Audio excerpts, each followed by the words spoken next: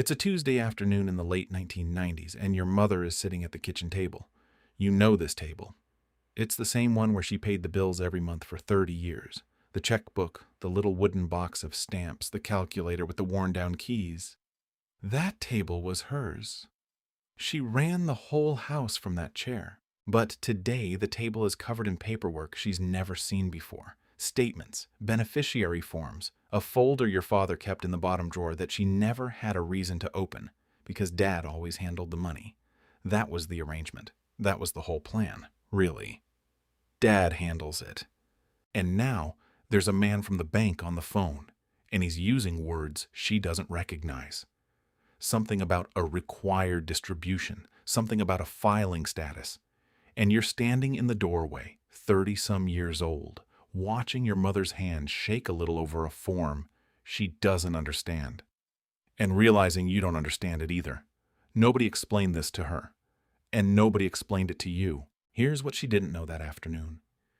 Here's what almost nobody knows until it's their own table, their own folder from the bottom drawer. The tax rules don't wait for grief. They don't give you a year to catch your breath. The day your spouse dies, the rules on what you own quietly change. And they change on 4 specific things at once. Not someday. That day. And the hardest part isn't that it happens. It's that it's completely legal, completely routine, and nobody, not the bank, not the advisor, not your own parents, ever sat you down and walked you through it before it mattered. So let's do the thing nobody did for us. Let's sit at the table together while there's still time and go through all 4. Here's the assumption almost all of us carry, and it's a reasonable one. You figure that when one spouse dies, everything just quietly slides over to the other one. Same house, same accounts, same money coming in, more or less. Just one name on things now instead of 2. A sad change, but a simple one. It isn't simple, and it isn't quiet. Because the moment your spouse dies, the IRS effectively rewrites the rules on 4 different things you own, and it does it in 4 completely different ways. One set of rules for your retirement accounts, a different one for annuities, a different one again for your regular investment account, and a 4th set of rules for something most people don't even think of as an asset at all, the surviving spouse's own tax bracket. 4 assets. 4 brand new rule books. And here's the part that should make you sit up. On one of them, the way most families handle it, the mistake can hand 1/3 of everything you saved straight to the tax bill. Not to your kids, to the IRS. And I want to be honest with you before we go one step further. Because this is exactly the kind of territory where you should be careful who you listen to. I'm not a lawyer, I'm not a CPA, I'm not your advisor, and nothing here is personal advice for your situation. This is just the walk-through our generation never got handed, so that when it's your table, your folder from the drawer, you already know which questions to ask. If that's the kind of thing you want more of, do me a favor and subscribe, because this channel is basically the conversation nobody had with us. Now, one more thing before the 4. If you've already been through this with a parent, if you watched your mom or dad sit at that table trying to make sense of it, you already know exactly what I'm talking about. Tell me in the comments what nobody warned your family about. I read those. And honestly, so do the people who need to hear they're not the only ones. Let's start with the big one. The one that costs the most. And the one almost everybody gets wrong. Start with the 401k and the traditional IRA, because for most of us, that's where the real money is. It's the account we were told to feed for 40 years. Max it out. Get the match. Don't touch it. And we did. We're the generation that actually listened to that advice. Here's what nobody mentioned. That account was never really tax-free. It was tax-deferred. Every dollar in there still owes income tax. You just kick the bill down the road. And when you die, that bill doesn't disappear. It gets handed to whoever inherits the account. Now, if your spouse inherits it, they catch a break. A surviving spouse can roll your IRA into their own IRA, treat it like it was always theirs, and keep deferring. The required withdrawals don't start until their own age 73 or 75 if they were born in 1960 or later. That's the escape hatch. That's the good news. Your kids don't get that hatch. When an adult child inherits a traditional IRA, they fall under what's called the 10-year rule. And this changed recently, so even people who thought they knew this rule may have it wrong. Under the Treasury regulations finalized in July of 2024, a non-spouse who inherits that account has to empty it completely by the end of the 10th year. All of it. And every single dollar that comes out is taxed as ordinary income, stacked right on top of whatever your child already earns. Think about what that does. Say you leave a $500,000 IRA to a daughter who's in her peak earning years. She's forced to pull that money out over a decade, and it piles onto her salary, which can shove her into the 32% bracket, even the 37% bracket, on money she never planned for and can't spread out any further than 10 years. So here's the quiet arithmetic nobody says out loud. We spent our whole working lives being told the 401k was the responsible thing, the disciplined thing. And it was. But here's the thing I keep noticing about our generation's money. We were sold the deferral as a gift, and nobody mentioned that the tax bill just gets handed to our children instead of us. We didn't avoid the tax. We time-shifted it onto the next generation, usually at a worse rate than we'd have paid ourselves. That's asset number one. Hold that feeling because the next one is worse. It's the asset most people think is the safe one. If you own an annuity, you probably bought it for one reason. Safety. That's the whole pitch. Guaranteed. Predictable. The boring, dependable corner of the portfolio you never have to worry about. And while you're alive, that's mostly true. But there's one thing about annuities that the person who sold you yours may never have mentioned. And it only shows up after you're gone. To explain why it matters, I have to tell you about the single best gift in the entire tax code. It's called the step-up in basis. Here's how it works in plain English. Say you bought a stock decades ago for $10,000 and it's worth $100,000 now. If you sold it while alive, you'd owe tax on that $90,000 gain. But if you hold it until you die, the cost basis steps up to its value on the day you pass. $100,000. Your heir could sell it the next morning and owe almost nothing. All that built-in gain, the tax on it, just evaporates. That's not a loophole. That's the law, Section 1014 of the tax code. Almost everything you own gets that gift. Your house, your stocks, your mutual funds. The annuity does not. An annuity is one of the only assets in America that never gets a step-up in basis.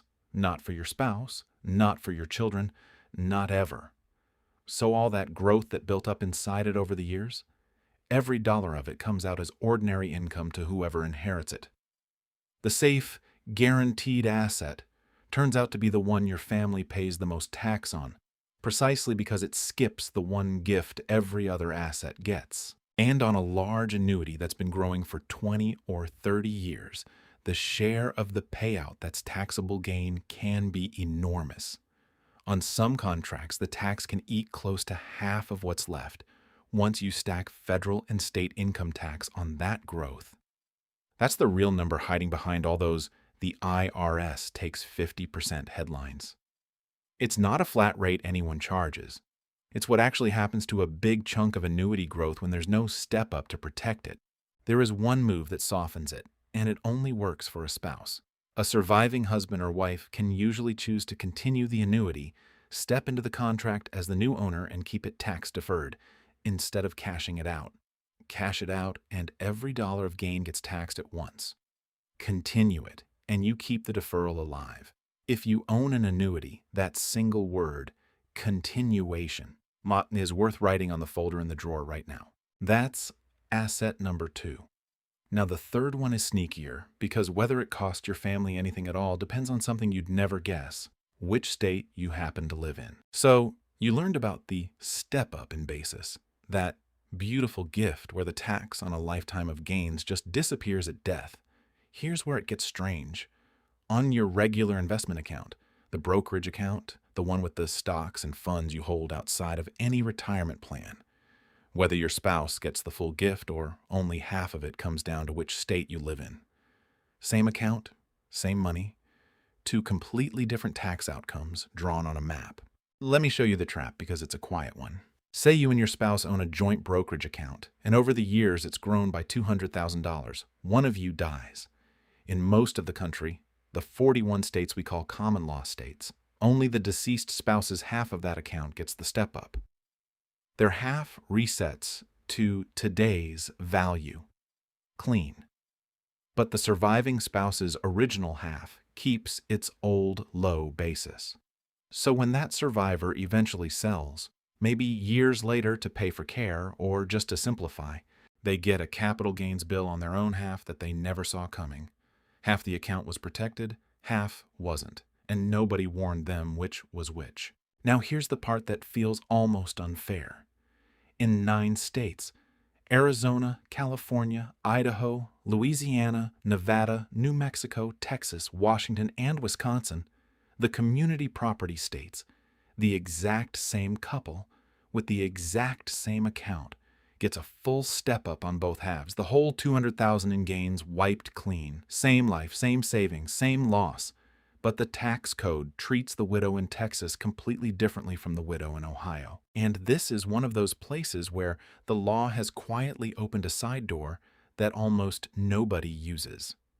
A handful of states that aren't community property states, Alaska, Florida, Kentucky, South Dakota, and Tennessee, now let couples opt in by setting up something called a community property trust and capture that same full double step up.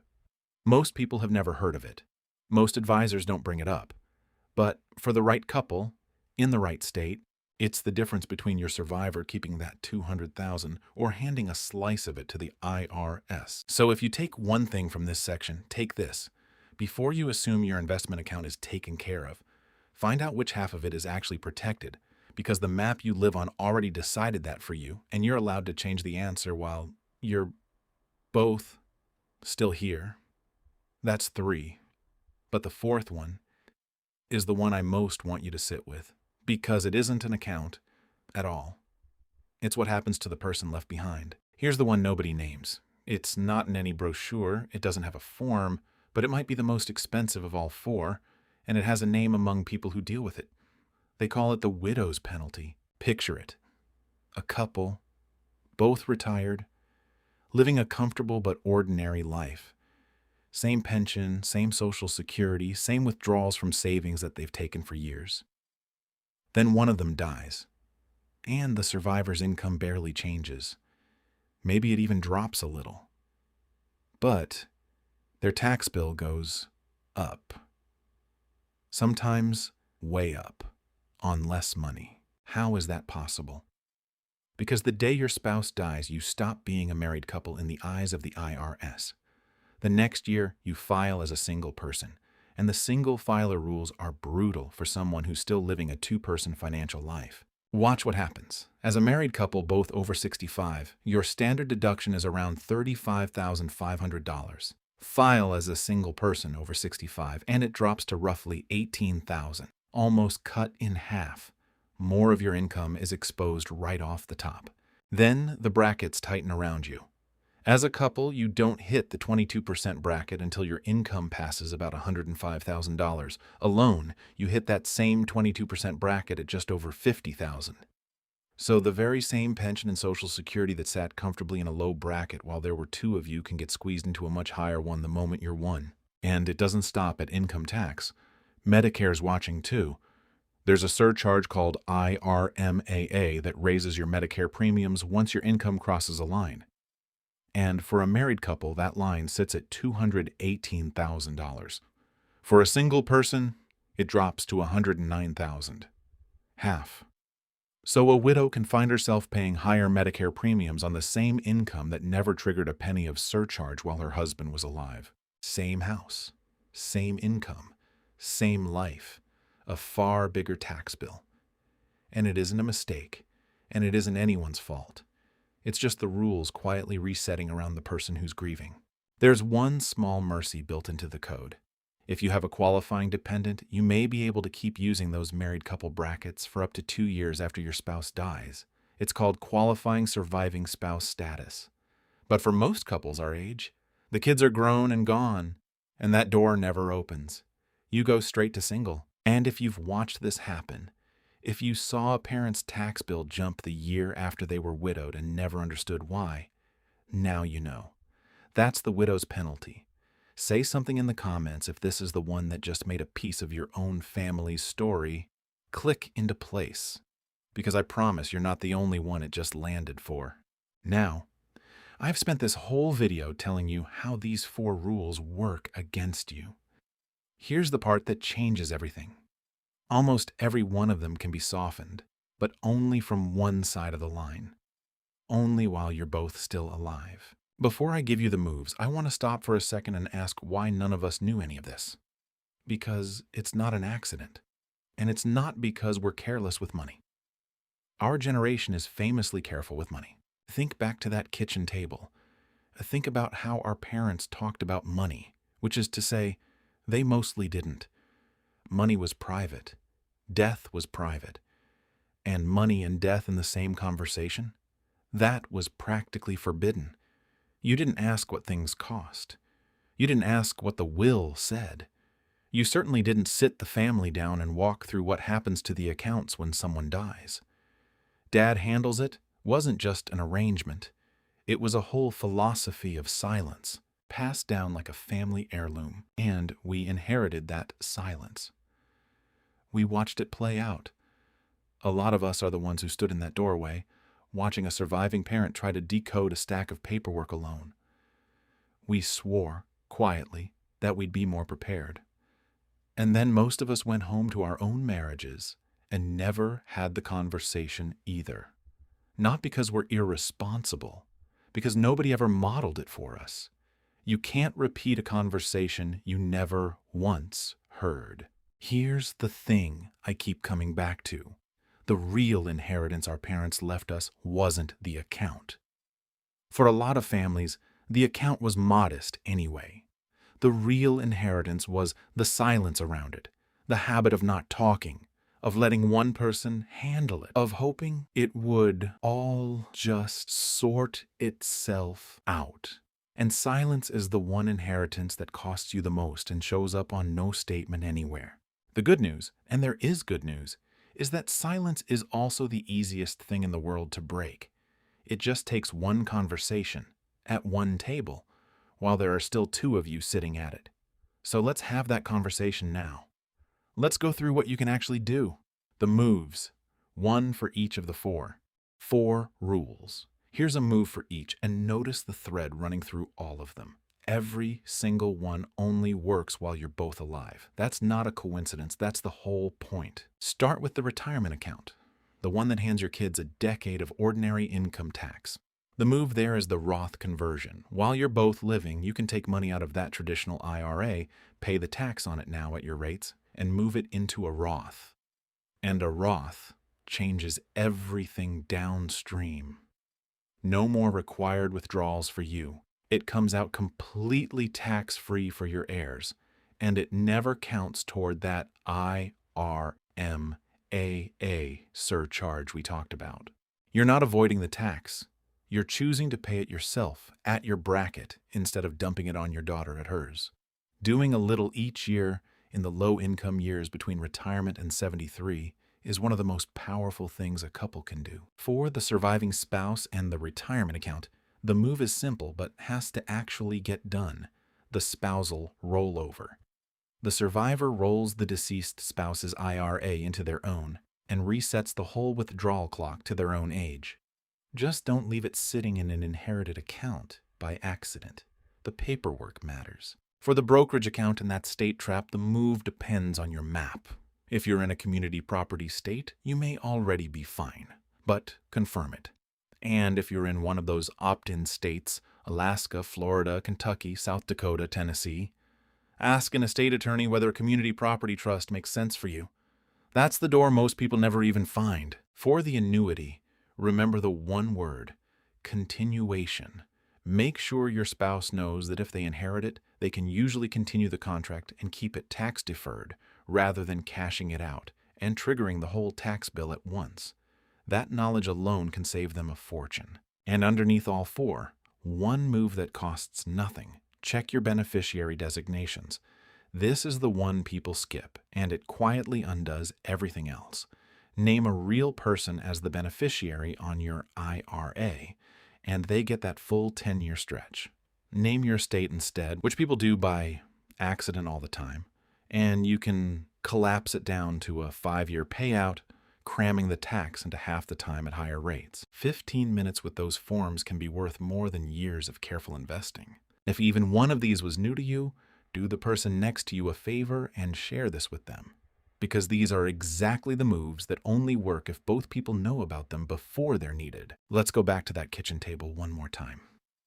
The first time we sat there, it was your mother alone, with a stack of paperwork and a man from the bank on the phone, trying to understand rules nobody had ever explained. Hands shaking a little. Grief and arithmetic tangled together on the same table at the worst possible moment to be learning any of it. But it doesn't have to be that table. Picture a different one. Same kitchen maybe, but this time there are two of you sitting there on an ordinary afternoon. No crisis, no phone call, no grief. Just a couple of cups of coffee and a folder you pulled out on purpose. You're going through the four together. You're the one saying the words now, the 10-year rule, the annuity, which half of the account is protected, the widow's penalty. You're deciding together while there's still time to decide anything at all. That's the whole difference. Not fear. We've had enough fear sold to us for one lifetime. Just knowing. Just being the couple that had the conversation our parents never had, and did the 15 minutes of paperwork, and said the hard words out loud while both people were still at the table to hear them. Because here's what I've come to believe about our generation. We were the latchkey kids, the ones who let ourselves in, figured things out on our own, learned early that nobody was coming to explain it for us. That made us careful. It made us skeptical. It made us the ones standing in the doorway, watching, taking notes we didn't know we were taking. And it means we already know how to do this. We've always known how to do this. Nobody handed us the page. So we're the ones who finally read it out loud and then hand it to the person we love, while there's still time. That's the move. That's all of it. Have the conversation. This week, if you can, one honest reminder before you go. I'm not a lawyer, a CPA, or your advisor, and none of this is personal advice. A good professional who knows your actual numbers is worth every penny before you act on any of it. But now you know the questions to bring them. And that's the part nobody ever handed us. If this said something true about how our generation does money, subscribe and stay. This whole channel is just the conversation nobody had with us, one video at a time. I'll see you at the next one.